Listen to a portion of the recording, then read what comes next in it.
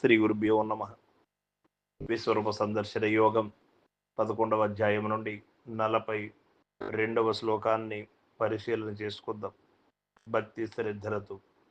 యచ్చాపహాసార్ధమసత్కృతోసి విహారస్యాసన భోజనేషు ఏకోదవాప్యాచ్యుతస్తమక్షం తచ్చామయే త్వమహమప్రమేయం.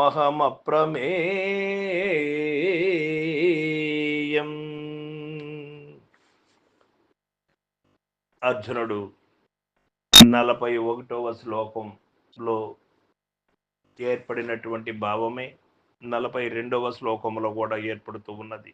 ఎందుచేత అంటే శ్రీకృష్ణ పరమాత్మ యొక్క సామర్థ్యం ఎరిగిన తర్వాత శ్రీకృష్ణ పరమాత్మ సాక్షాత్ దైవమే, అంటే రెండో పదము లేదు. తల్లి, తండ్రి, గురువు, దైవం సర్వము శ్రీకృష్ణ పరమాత్మని. అన్నీ కూడా ఆత్మ వలనే జరుగుతూ ఉన్నది.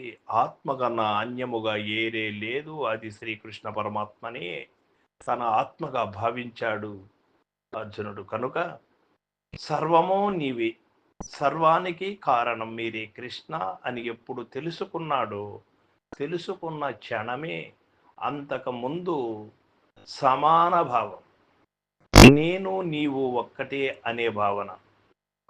మనకు తేడా ఏమున్నది? ఇద్దరము కూర్చొని భోంచేస్తున్నాము, సమానమైనటువంటి భోజన పదార్థాలు.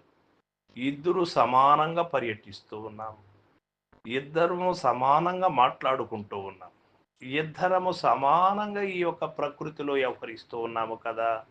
మరి నీవు గొప్పవాడు ఎట్లయ్యావు అనే భావనతో అంతవరకు వెళ్ళాడు అర్జునుడు.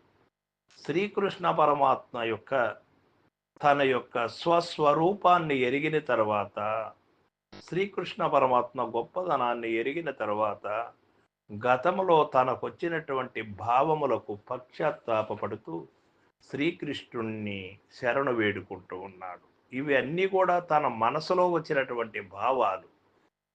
అందుచేత మనం గమనించాల్సినటువంటి విషయం ఏమిటంటే, మనసుతో చేసే తప్పు కూడా మనిషిని బంధిస్తుంది, వాక్కుతో చేసే తప్పు కూడా మనిషిని బంధిస్తుంది, శరీరముతో చేసే తప్పు కూడా మనిషిని బంధిస్తుంది. మనకు వాక్కుతో చేసే తప్పు, శరీరముతో చేసే తప్పు కానీ ఒప్పు కానీ కనపడుతుంది, కానీ మనసుతో చేసేది కనపడదు.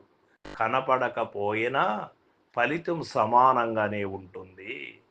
కాబట్టి మనసులో కూడా విశాలమైనటువంటి భావములు, విశాలమైనటువంటి భక్తి ప్రపత్తులు ఉండాలే కానీ మనసులో తిరస్కార భావం ఉండి నమస్కార భావం పైకి చేస్తే ఇది ఎంతటి ప్రమాదికారో ఇక్కడ మనకు తెలియబడుతుంది.